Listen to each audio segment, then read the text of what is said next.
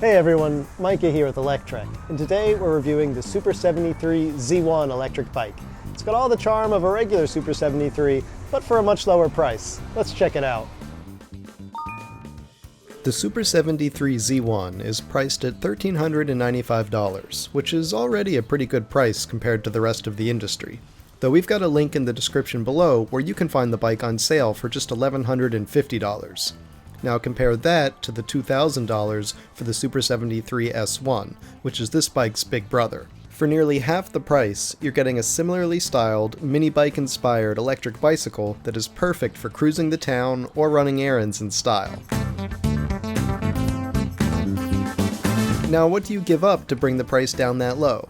Basically, all of the extra features and a bit of range. There's no fancy LCD display or hydraulic brakes, there's no horn or built-in lights, there's no pedal assist, though that one doesn't really bother me as much since this bike isn't really designed for comfortable pedaling anyways. So you're making some sacrifices here by giving up a bunch of extra features. But as long as you don't mind a bike that is designed for the bare necessities, then there's still a lot to love here. The SUPER73-Z1 gets up to 20 miles an hour and is a blast to ride thanks to those wide street tires and that long banana seat. You can scooch forward or backward on the seat to find your optimal comfort zone, which again isn't super critical since you're not really going to be pedaling this bike very much. The only other area that's a bit of a downside is the smaller 418 watt-hour battery.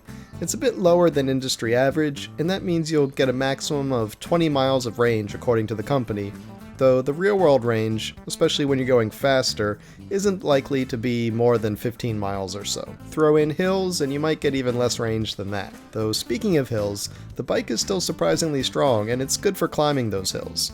I say surprisingly since it comes with a 36-volt system instead of 48 volts like most moped-style bikes.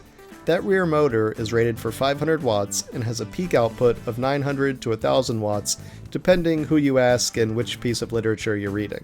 So it's still got a good amount of hill climbing power, which in fact might be part of why the range isn't so great. Now for reference, here I am climbing a hill on throttle only, no pedaling. This is actually a pretty steep hill, though these things seem to never look so steep on camera.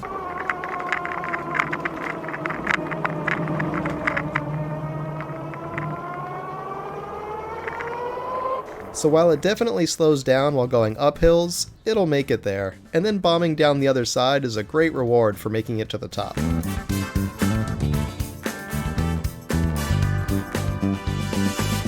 So if you're looking for a long-range cruiser, this is not it. Plus, the battery's not removable, so you're not going to be swapping in a fresh pack. But if you want a fun-to-ride e-bike that has enough range for the city and enough power for pretty much anything you can reasonably throw at it, the SUPER73-Z1 could be a great option. And considering the low price of just $1,150 right now, there's plenty of room left to add some accessories like lights, fenders, or other creature comforts that are missing on this entry-level model. Ultimately, I would say that the SUPER73-Z1 is a good option for riders who are on a budget but still want an e-bike with a fun design that can turn heads, and for riders that don't want to settle for a cookie-cutter e-bike without imagination.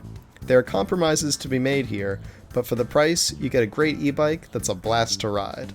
Thanks for watching everyone, we hope you enjoyed that review. If you did, why don't you give this video a thumbs up? And don't forget to subscribe so you can check out all of Electrek's electric vehicle videos. We'll see you here next time.